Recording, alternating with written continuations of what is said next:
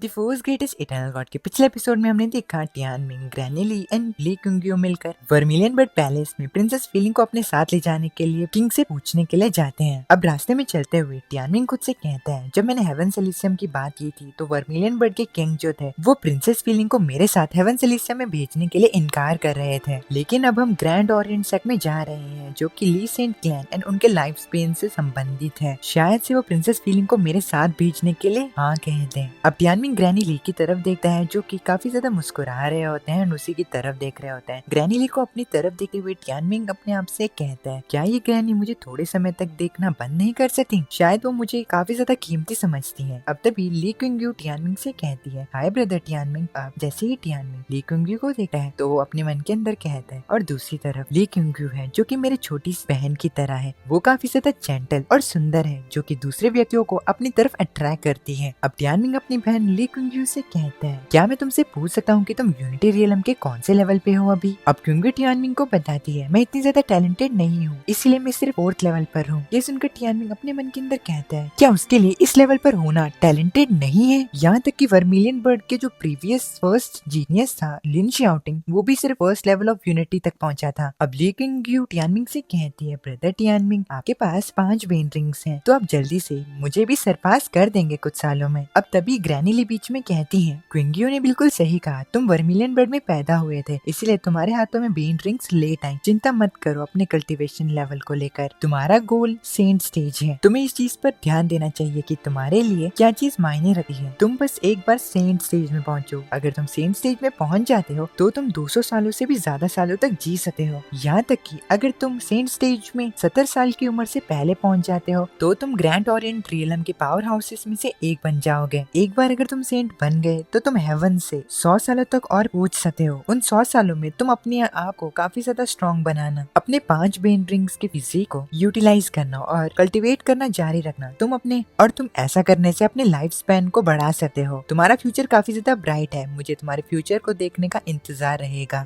ये सुनकर टियानमिंग कहता है, 70 साल से पहले? हाँ। अब जैसे ही वो लोग पैलेस के पास पहुंचते हैं तभी उन्हें पैलेस में पहुंचकर कुछ अजीब लगता है। टियानमिंग कहता है, आखिर आज पैलेस में क्या चल रहा है? यहाँ पर कोई गार्ड्स नहीं है, ये चीज काफी ज्यादा अजीब है। अब तभी ग्रैनी ली को फीलिंग आती है कि उनके आसपास लिंग यीशेन है जो कि हेवन एलिसियम से है और ये बात काफी ज्यादा बुरी है उनके लिए। अब granny Lee Tianming and Li कुंगियो को उनका जल्दी से पीछा करने के लिए कहती है। अब कुछ ही दूरी पे हम देखते हैं कि काफी ज्यादा गार्ड्स की बॉडी पड़ी होती है एंड प्रिंसेस फीलिंग को बंदी बनाकर वाइस इंस्पेक्टर्स और हेवन एलिसियम के कुछ लोग अपने साथ लेकर जा रहे होते हैं। अब तभी सॉन्ग यीशुई कहती है, जो एपिमराइन का सैंक्टम रिप्लेसमेंट चैलेंज था वो काफी ज्यादा सक्सेसफुल रहा। मूरंग कैंगहाई जो है वो अब मर चुका है और उसके वारिस अब नहीं बचे हैं, इसीलिए जो यूलिंग फैमिली है उसे अब कोई भी चिंता नहीं है। अब तभी यीशन कहता है, अगर ऐसी बात है तो ठीक है, अब हमें वापस चलना चाहिए। प्रिंसेस फीलिंग काफी ज्यादा सैड होती है एंड उनके आंखों से आंसू आ रहे होते हैं। अब तभी Tianming, granny Li and Li Kungyo Heaven Elysium के लोगों के सामने आ जाते हैं and granny Li Heaven Elysium के लोगों को देखकर कहती है, मुझे पता था कि ये तुम ही हो लिंग यीशन। आखिर हेवन एलिसियम का इंस्पेक्टर यहाँ पर क्या कर रहा है? अब जैसे ही टियानमिंग देखता है कि प्रिंसेस फीलिंग को उन लोगों ने बंदी बना रखा है तो वो काफी ज्यादा घबरा जाता है एंड वो चिल्ला के प्रिंसेस फीलिंग का नाम लेता है। अब प्रिंसेस फीलिंग भी टियानमिंग को देखती है।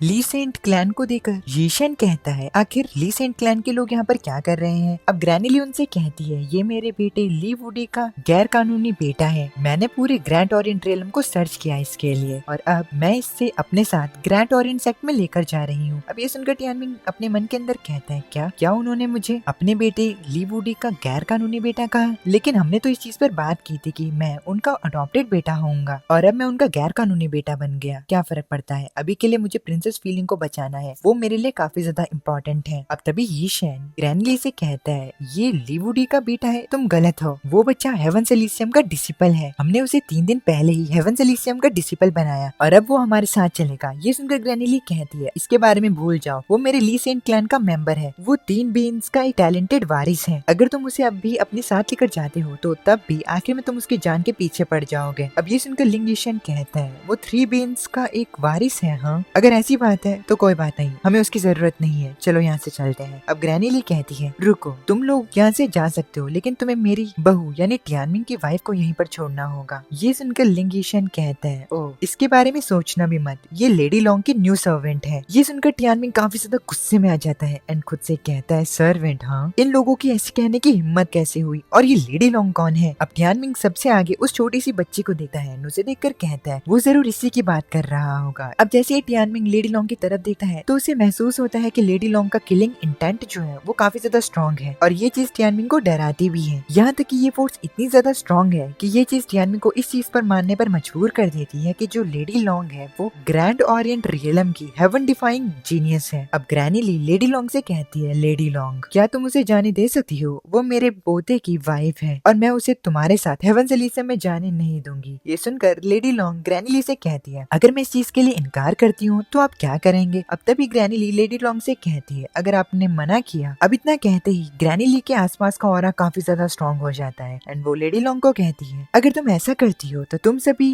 वर्मिलियन बर्ड को छोड़कर नहीं जा पाओगे। अब ये सुनकर यीशेन कहता है कि तुम इसके बारे में श्योर हो ली जिंगयू, अगर अभी हम लोग फाइट करते भी हैं तो तुम्हारे पास जीतने का कोई भी चांस नहीं होगा। अब तभी वाइस इंस्पेक्टर जिन युचुआन भी कहता है वो सिर्फ झूठे दावे कर रही है। अब तभी ग्रैनी ली कहती है तुम सभी लोग ने मुझे अंडर एस्टिमेट किया है, अगर मैं सच में जान के बदले जान लूं तो लेडी लॉन्ग को मारना बिल्कुल भी मुश्किल नहीं होगा। इस चीज से फर्क नहीं पड़ता है कि उनका टैलेंट कितना ज्यादा अनबिलीवेबल है, वो अभी भी बड़ी हो रही है, वो सिर्फ एक छोटी बच्ची है, इसीलिए लेडी लॉन्ग की जान के बदले हम तीनों की जान, ये डील काफी अच्छी है। अगर तुम मुझे टेस्ट करना चाहते हो तो तुम मुझे टेस्ट कर सकते हो। ये सुनकर लिंग यीशेन काफी ज्यादा घबरा जाता है एंड अपने मन के अंदर कहता है इस बूढ़ी औरत को पता है कि जब बात लेडी लॉन्ग पर आती है तो हम कोई भी रिस्क नहीं ले सकते, ये सच में काफी ज्यादा बेशर्म है। अब लिंग यीशेन लेडी लॉन्ग के पास जाता है एंड उनसे कहता है लेडी लॉन्ग हालांकि अभी हम फाइट करते हैं तो हम नहीं हारेंगे, लेकिन ली जिंगयू जो है वो क्रेजी हरकतों के लिए मशहूर है, इसलिए मुझे डर लग रहा है कि ऐसे रिस्क को लेना वो भी सिर्फ एक सर्वेंट के लिए वर्थ इट होगा भी या नहीं, आप क्या कहते हैं। अब तभी लेडी लॉन्ग कहती है अगर ऐसी बात है तो उसे जाने दो। अब प्रिंसेस फीलिंग दौड़ते हुए टियानमिंग के पास आती है एंड टियानमिंग भी उससे पूछता है कहीं उसे कुछ हुआ तो नहीं। अब तभी लेडी लॉन्ग कहती है ली जिंगयू इस चीज को याद रखना कि तुमने मुझे आज धमकाया था, अगले 10 सालों में मैं पूरे ली सेंट क्लैन को खत्म कर दूंगी और इस चीज का ख्याल रखूंगी कि उनमें से कोई भी नहीं बच पाए। अब तभी टियानमिंग भी बीच में कूदता है एंड कहता है ओ ठीक है, इतने ज्यादा डींगे मारने की भी जरूरत नहीं, मैं समझ गया तुम सुपर डुपर ऑसम हो और बैडएस भी हो, एक दिन ये पूरी दुनिया तुम्हारे पैरों के नीचे होगी और तुम्हारे नाम से ही कांप रही होगी, तुम मेन कैरेक्टर हो, तुम स्पेशल हो, ब्ला ब्ला ब्ला।